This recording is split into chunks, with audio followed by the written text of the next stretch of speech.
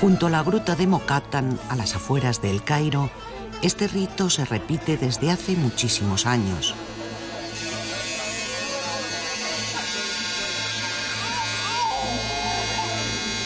Una ceremonia que apenas dura unos minutos, pero que marcará toda una vida.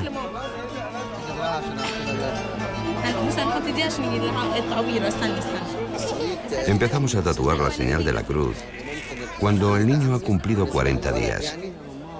Cuando bautizan al niño, porque ahora no duele como antes, ponemos anestesia local.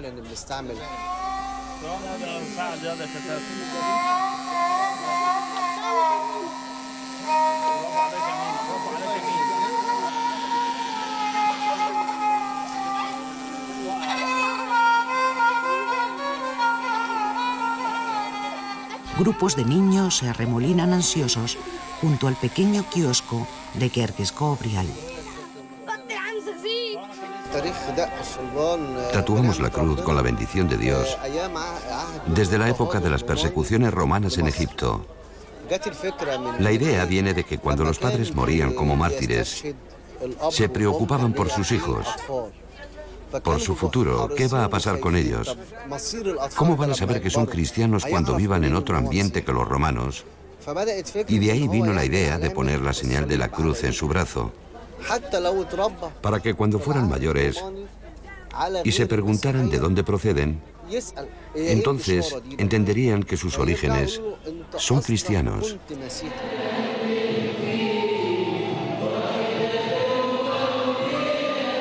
Cánticos religiosos inundan la noche en el anfiteatro de la iglesia de San Simón Tanner, en la colina de Mokattam. Los coptos conservan viva la llama de su creencia desde que, según la tradición, San Marcos revelara el Evangelio en el Valle del Nilo, en la época del emperador romano Nerón.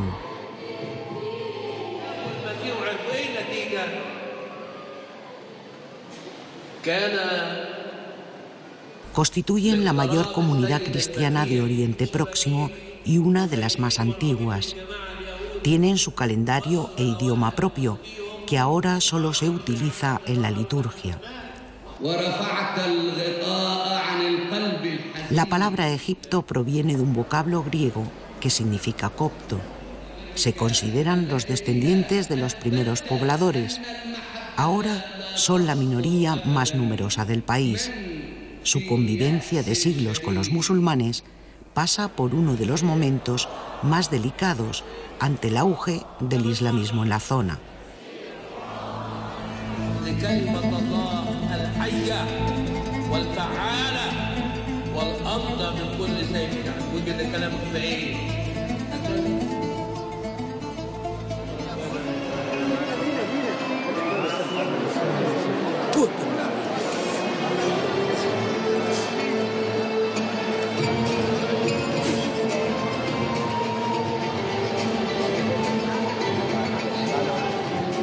Al término de la larga liturgia, algunos de los asistentes entran en trance.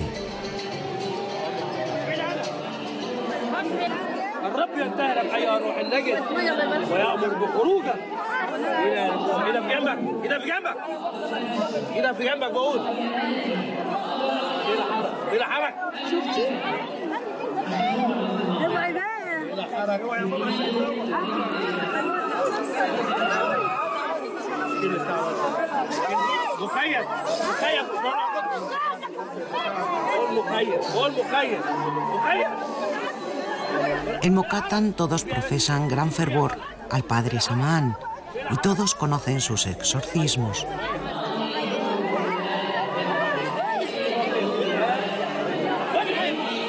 Muchos cristianos llegan desde otros barrios o incluso de otros países para asistir a este tipo de ceremonia.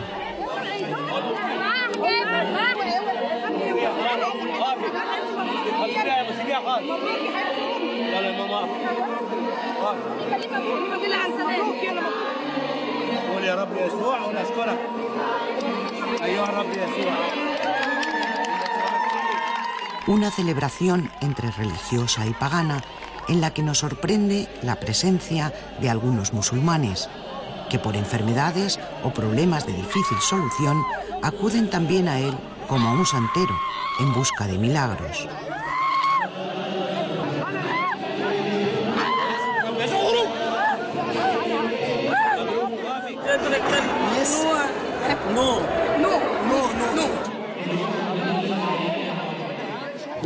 Hay de todo. Hay cristianos, musulmanes, mucho de aquí y de allá. Porque el Mesías es para todos. Ama a todos sin distinción, cura a todos. Él no dijo que había venido para curar a unos y a otros no, sino que vino para todo el mundo. Quien cree eso consigue curarse.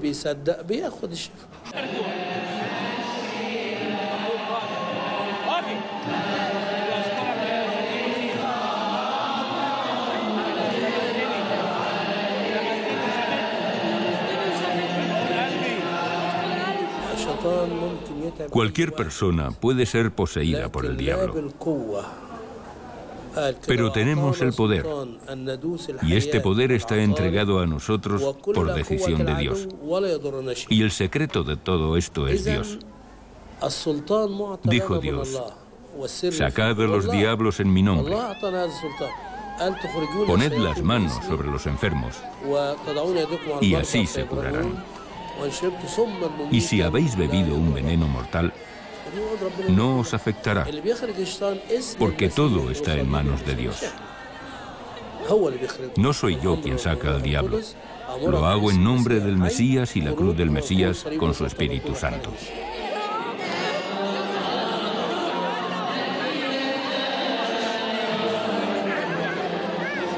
Los coptos siguen sus costumbres y ritos propios, mezclando misticismo y cultura árabe. El culto a los santos está expresamente prohibido, aunque se pide su intercesión, y las iglesias suelen llevar el nombre de su santo patrono. Para ellos, la figura del sacerdote tiene un papel relevante. Poco inmerso en política, ejerce sin embargo de consejero en todas las facetas de la vida personal del creyente, una especie de brújula en el caótico acontecer diario de este país que acaba de salir del letargo político a raíz de la llamada Primavera Árabe.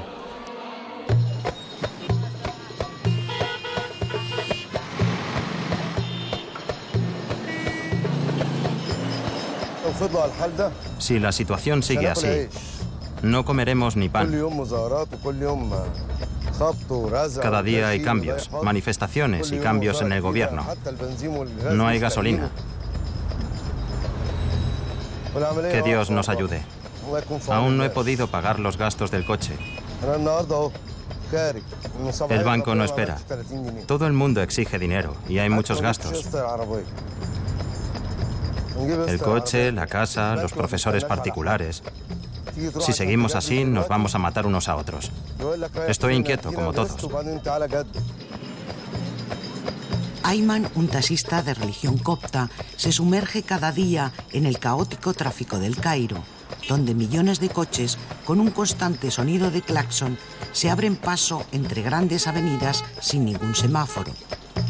En medio también de una gran nebulosa marcha este país, el más poblado y uno de los más estratégicos de Oriente Próximo, enredado en numerosos problemas que en este caso afectan por igual a musulmanes y cristianos.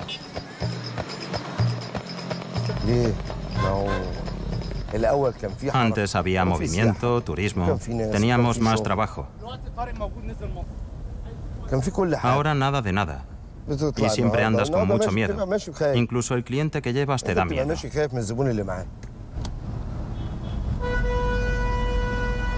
Igual alguien te saca una navaja para robarte el dinero que has ganado o te quita el coche y luego ¿qué?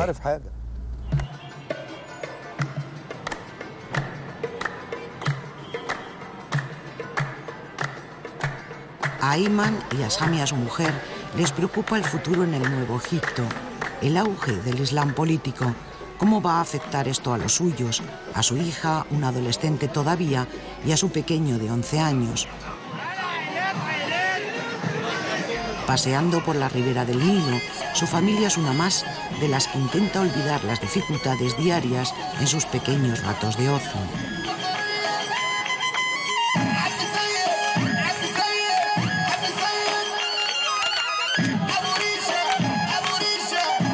La comunidad cristiana en Egipto, unos 8 millones, ha ido menguando con los años por su baja natalidad y porque cada vez salen más cristianos del país, movidos sobre todo por razones económicas, aunque los últimos choques entre cristianos y musulmanes han hecho que algunos empiecen a pensar en irse si las cosas empeoran.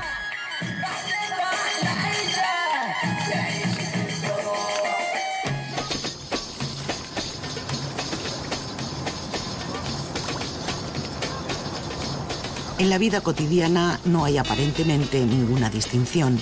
Su sentido nacionalista, como egipcios, supera cualquier diferencia.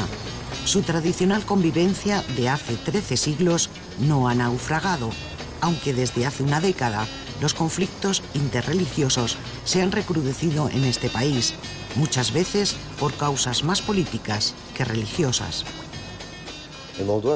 Este asunto no sale de Egipto, viene de fuera. Hay una mano que lo mueve desde fuera. Aquí la gente quiere vivir. Si yo no trabajo, no como. Es el sistema, como todos. Pero hay gente que recibe dinero. Recibe ayudas, financiación. Aquí todo el mundo sabe quién es quién. Reciben ayuda. No sé. De aquí, de allá. No sé la verdad de quién, pero de fuera, de Arabia o de Qatar.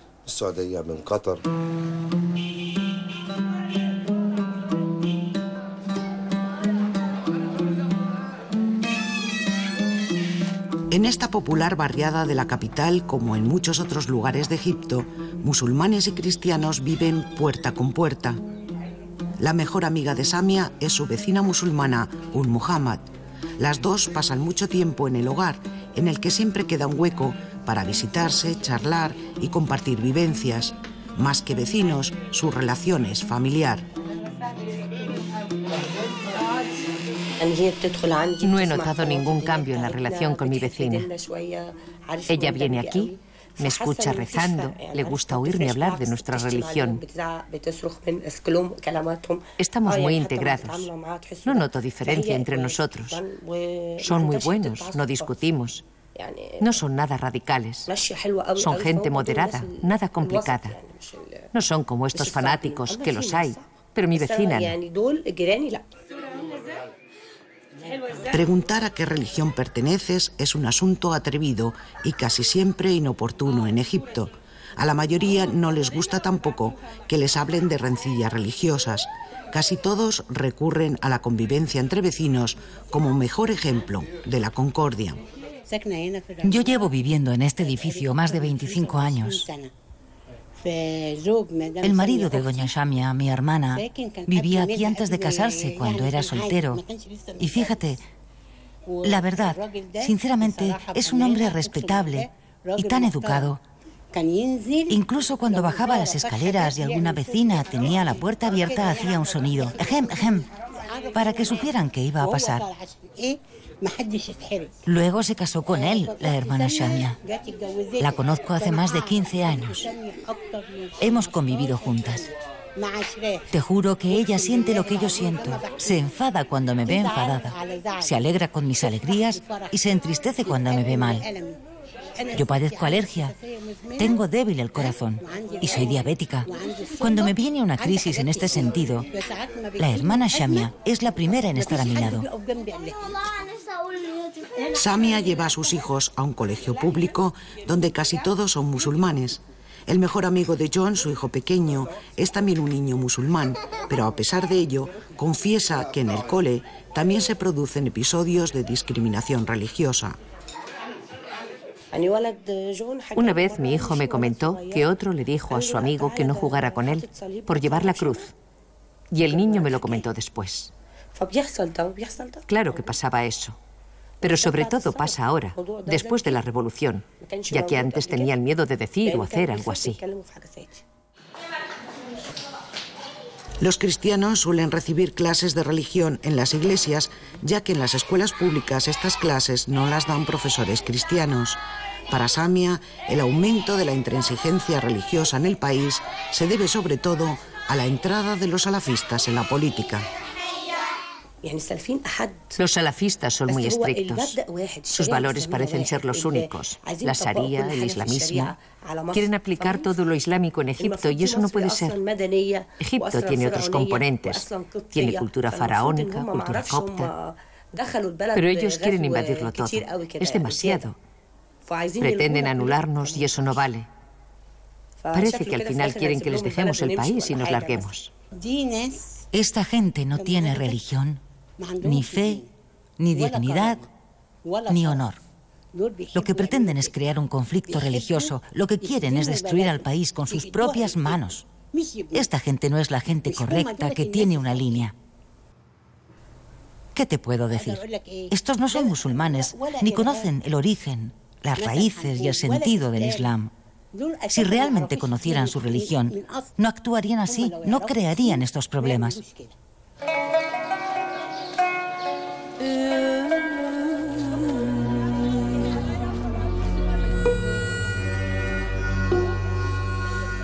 El barrio copto donde históricamente vivieron está presidido por varias iglesias.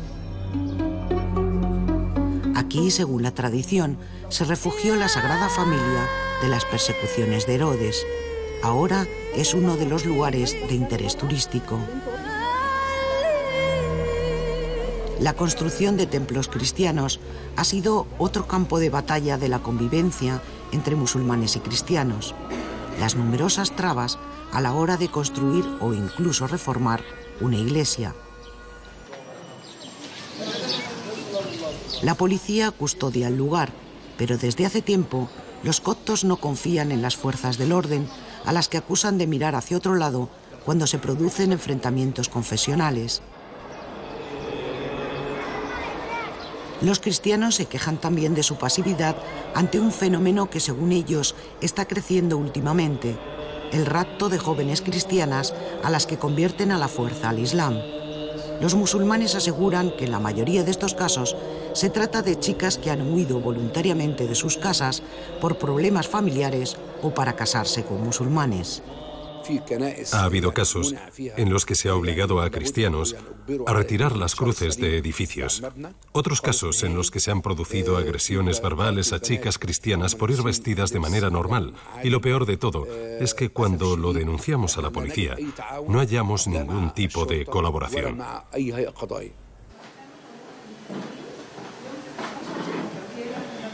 Nabil Gabriel, abogado copto, se ocupa de muchos de los problemas de esta comunidad y ha llevado gran parte de estos casos de supuestos secuestros, que han sido otra chispa más que ha prendido entre las dos comunidades y que ha producido graves choques y enfrentamientos entre ambos.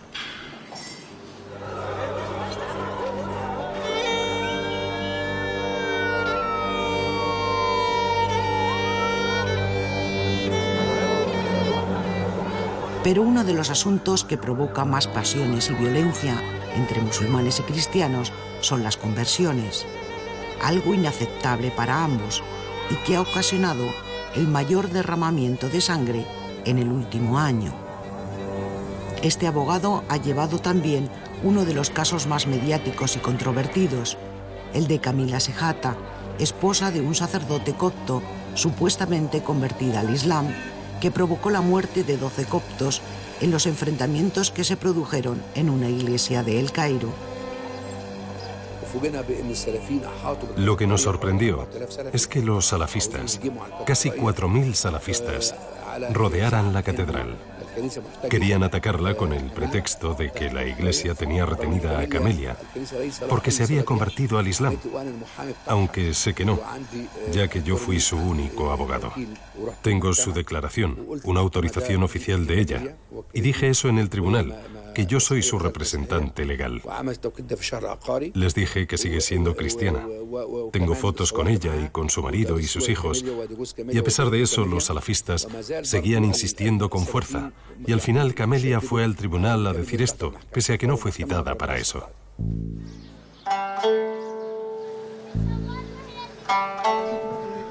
La luna y la cruz, que fueron iconos de la unión durante las revueltas, empezaron de nuevo a separarse en este país de gran religiosidad, donde la mayoría es musulmana suní y donde la Constitución reconoce que la religión del Estado es el Islam y la Sharia o ley islámica la principal fuente de legislación.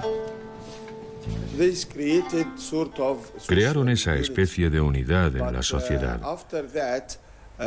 Pero después de esto, la tensión que había de años y años apareció de nuevo.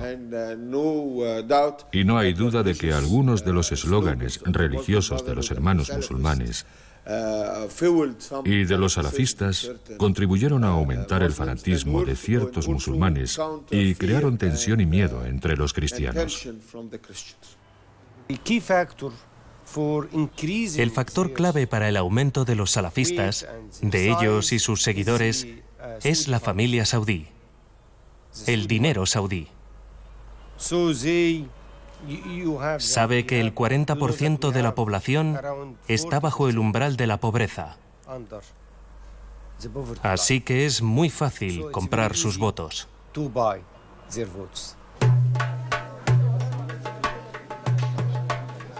Los musulmanes siguen mirando a los cristianos como a los occidentalizados del país, los mimados por Europa y Estados Unidos, una clase privilegiada, los que más dinero tienen, mientras los cristianos denuncian discriminaciones en su vida cotidiana y el hecho de no poder todavía optar a muchos puestos dentro de la administración.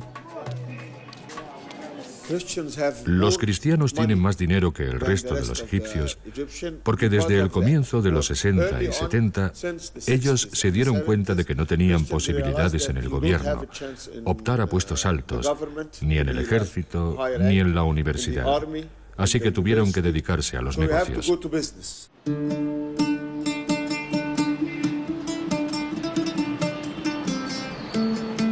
En Samalek, otro barrio cairota, donde se alojan familias con mayor poder adquisitivo, musulmanes y cristianos se cruzan también por la escalera.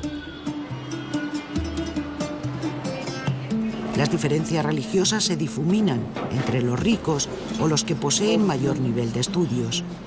Estas dos familias de diferentes creencias han visto juntas crecer a sus hijos y nacer a sus nietos y han compartido momentos de felicidad y de tensión. Durante la revolución, nuestros vecinos solían venir a casa de noche y estábamos todos juntos, porque afuera no había seguridad.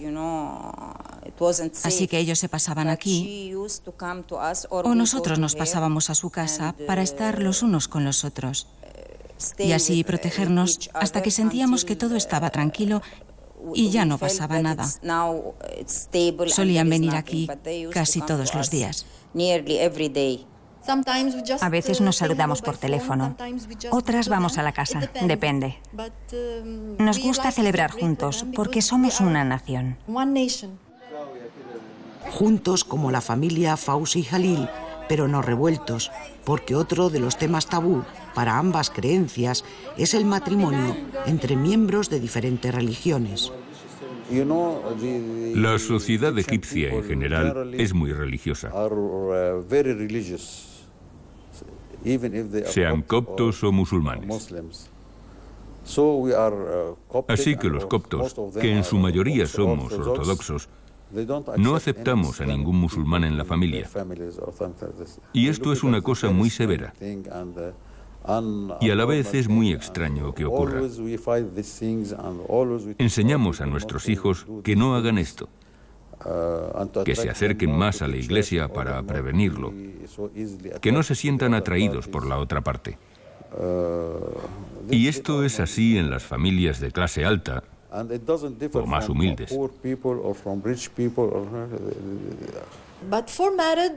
El matrimonio mixto sí es un problema para los musulmanes y para los cristianos.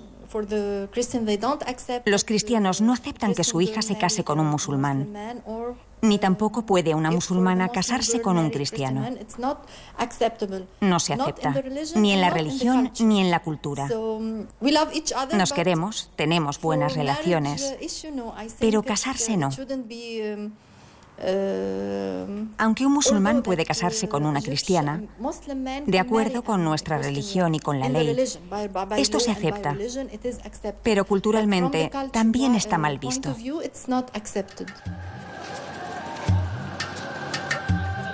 Un cristiano que se enamore de una musulmana o viceversa puede repetir el dramático final de Romeo y Julieta.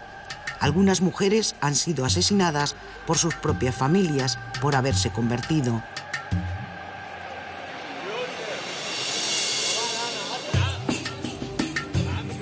Tanto ahora como durante el régimen de Mubarak, muchos hacen la vista gorda a estos crímenes para no provocar más tensiones. Eso solo ocurre en lugares apartados en Egipto. Suele suceder en lugares recónditos de Egipto y con gente que no tiene ninguna educación. Pero sí, se les abandona. No se tiene ningún contacto más con ellos. Los nietos de Jalil, como hicieran sus hijos y la mayoría de los coptos en Egipto, también estudian en un colegio cristiano, colegios privados y por tanto de pago. Hala, la vecina, aunque es musulmana, estudió en un colegio cristiano y lleva también a sus hijos allí, porque considera que tiene mejor nivel educativo y las clases no están masificadas. Para ella, que viste a la manera occidental, la religión es algo que queda reservado a la esfera privada. Yo no me pongo el velo y no creo en eso. Yo creo en lo que está en tu corazón, cómo te comportes con la gente. Eso es lo que cuenta y eso es lo que Dios nos pide. Ser buena gente en nuestro interior. Lo de fuera es libre. Si me quiero cubrir, me cubro. Si no quiero, soy libre.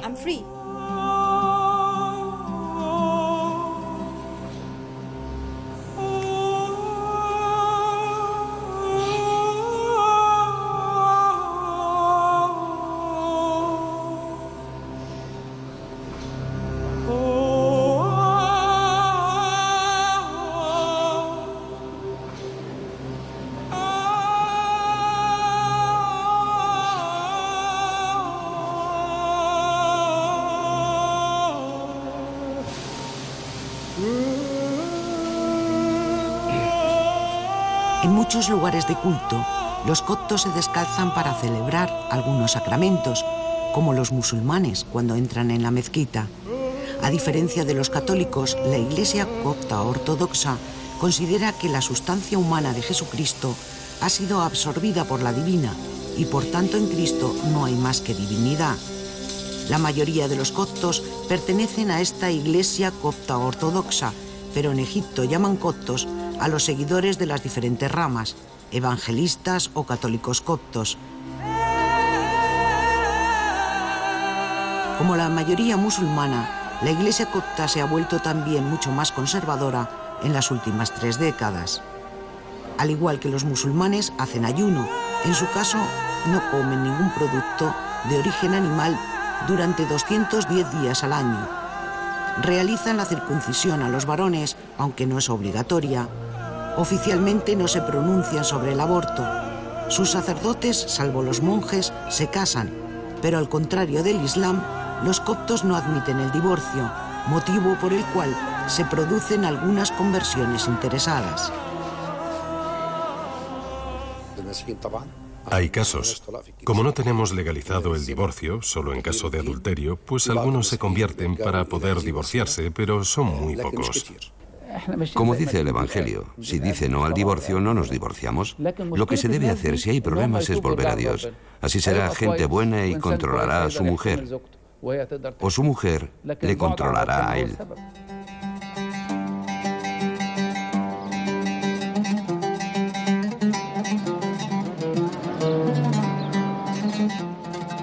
Zarayeb, más conocido como el barrio de los basureros, una de las zonas más pobres de Mokattam, uno de los pocos barrios marginales coptos y de los escasos habitados mayoritariamente por cristianos. Sus vecinos no han tenido más remedio que acostumbrarse a la suciedad y malos olores, ahora con los desperdicios, antes además con los cerdos que poblaban este gueto del Cairo y que fueron sacrificados por orden del gobierno por razones sanitarias. Pero con las basuras han aprendido una nueva forma de vida. Aquí todo se recicla, un negocio que genera otros negocios. Muchas de estas familias se mantienen con menos de 200 euros al mes. Ashraf reside en este mismo lugar desde hace 15 años y asegura que el barrio ahora está mejor que cuando llegó, aunque sigue teniendo muchos problemas. El trabajo ha bajado y parece que todo está parado. Y la exportación de la que muchos dependen también. La cosa aquí en toda la zona no anda. En esta planta de reciclaje de plástico, cuyo propietario es cristiano, trabajan normalmente 15 personas, 10 cristianos y 5 musulmanes. Los 2 trabajadores que hoy están de guardia nos dicen que nunca han recibido algún curso sobre reciclaje y tampoco disponen de métodos de protección ni equipamiento.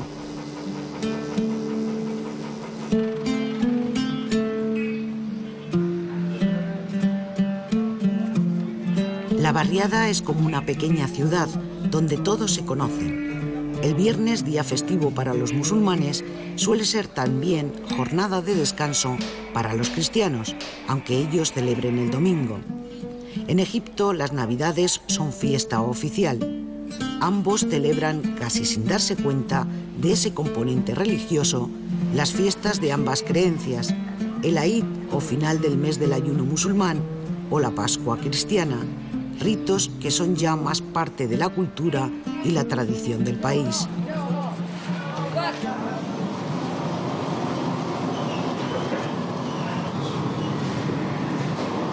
Esta panadería no tiene nombre, pero todos la conocen aquí.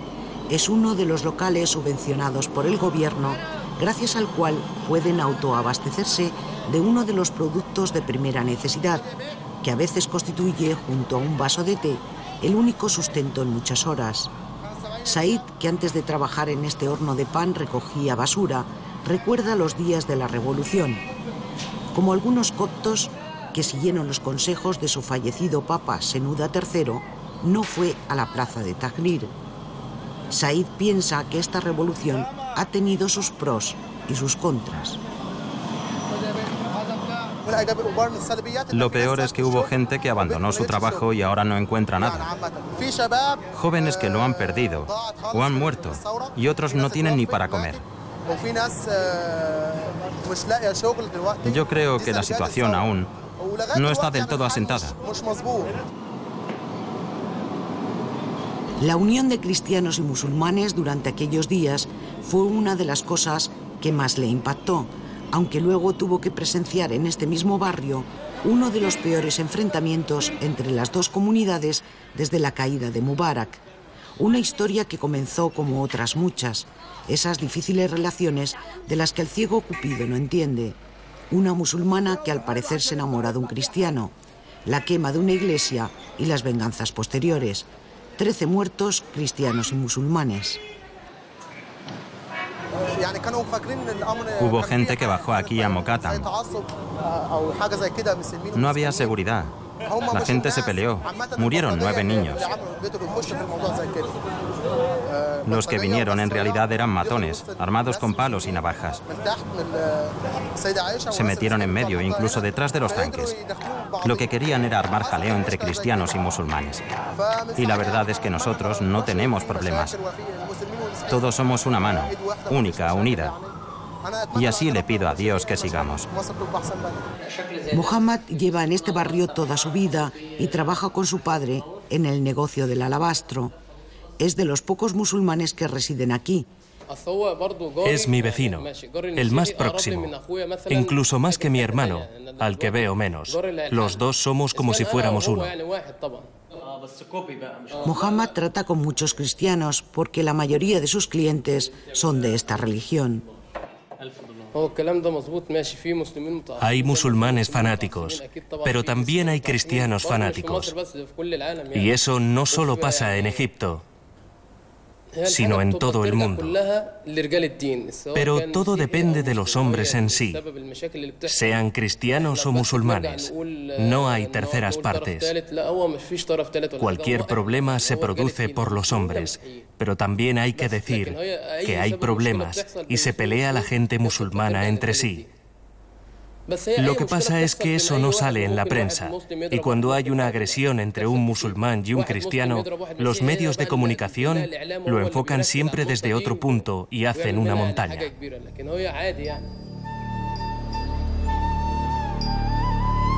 A orillas del Mediterráneo se alza la mítica ciudad donde fijó su residencia Cleopatra. El Patriarcado de Alejandría fue el centro cultural más grande de la antigüedad y primer centro intelectual de la cristiandad. Desde su fundación por Alejandro Magno, ha intentado ser el puente de unión entre Oriente y Occidente. Esta ciudad, que se ha convertido en uno de los bastiones de la hermandad musulmana, es también uno de los centros más importantes de la comunidad copta.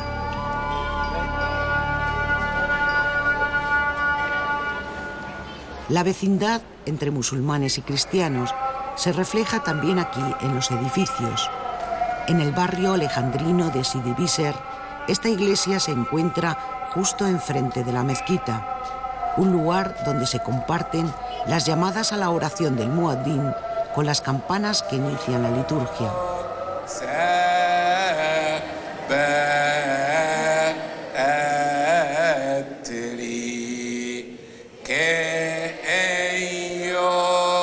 Unos minutos después de la medianoche del primer día del año, cuando miles de fieles se congregaban aquí después de la celebración de los actos religiosos, entre despedidas y buenos deseos para el año nuevo, se producía uno de los atentados más sangrientos en Egipto y el más grave sufrido por la comunidad copta en este país. Mi marido falleció. Una de mis hijas, Nadine, estuvo a punto de que le amputaran una de sus piernas. La otra fue alcanzada por la metralla. Por lo que a mí respecta, sufrí un golpe en la cabeza, rotura del hueso debajo del ojo, explotó la retina del ojo y la explosión afectó también a mis oídos y al nervio. Desde entonces, esta mujer, como otras víctimas del atentado, empezó un largo calvario entre tristes recuerdos y visitas a médicos y hospitales. Su hija pasó varias veces por el quirófano, operaciones que ha tenido que pagar sin ninguna indemnización, solo con la ayuda caritativa de miembros de la comunidad residentes fuera del país.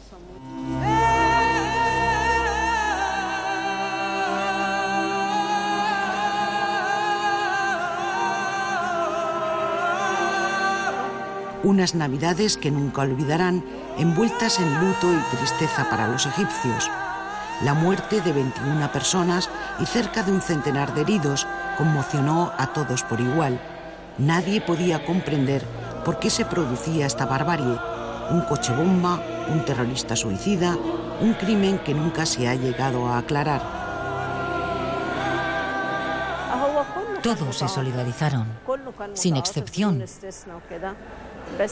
Pero lo que nosotros buscamos y nos preguntamos después de 1 año y medio es: ¿qué ha hecho el Estado? Nada, no ha hecho nada.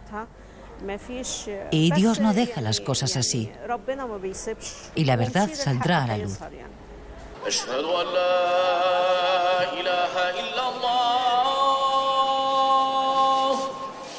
Según la Constitución, en Egipto están prohibidos los partidos religiosos. El Partido de los Hermanos Musulmanes tiene entre sus filas algunos cristianos y, curiosamente, su vicepresidente es un copto. Pero la mayoría de los cristianos milita en partidos de izquierda y laicos. Uno de sus objetivos es frenar el continuo avance del Islam en la política. Estamos trabajando en temas muy diplomáticos, como el desplazamiento forzoso de familias cristianas. que han tenido que trasladarse de un lugar a otro. Y hemos tenido éxito en prevenir estos hechos, cosas que eran comunes en la época del régimen de Mubarak o de Sadat.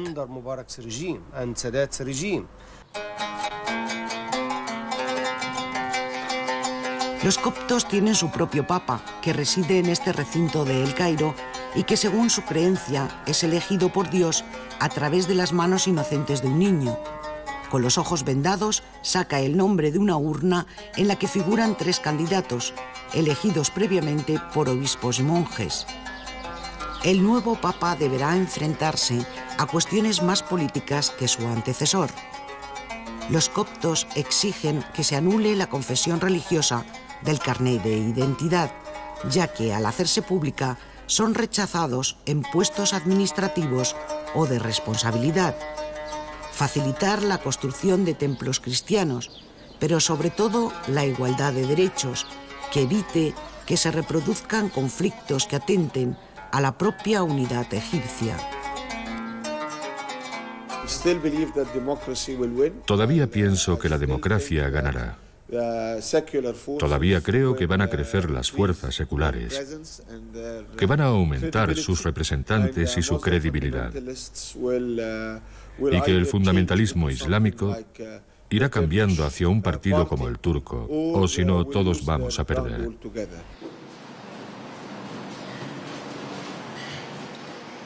De religión presbiteriana, esta mujer menuda y llena de vitalidad es un ejemplo de convivencia destinada a conseguir un gran objetivo. Dedica su vida a intentar solucionar los graves problemas de los discapacitados en una sociedad plagada de dificultades.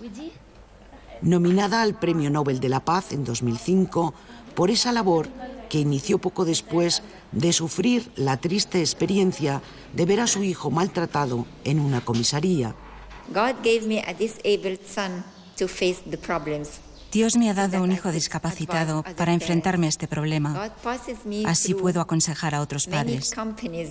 Dios me ha dado la posibilidad de trabajar en buenos puestos y grandes compañías. Así, he aprendido cómo dirigir y administrar y me ha dado las posibilidades económicas para tener un centro como este. Ha hecho de su fe el motor de su lucha y ha conseguido que este problema, que hace unos años era un asunto totalmente marginal en Egipto, sea tenido en cuenta. Ahora su prioridad es lograr que estos chicos puedan recibir una pensión.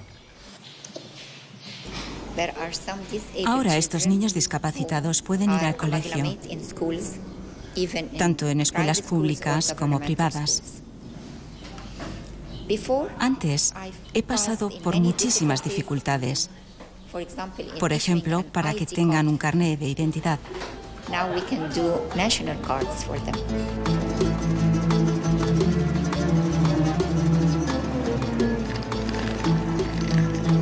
Las caudalosas aguas del Nilo, de las que según la Biblia y el Corán fue rescatado Moisés, atraviesan silenciosas este inmenso país envuelto todavía en grandes incógnitas. La convivencia religiosa será una de las brújulas que indique hacia dónde se dirige el futuro de esta nación, por la que millones de egipcios lucharon con una sola voz en la mítica plaza de Tahrir.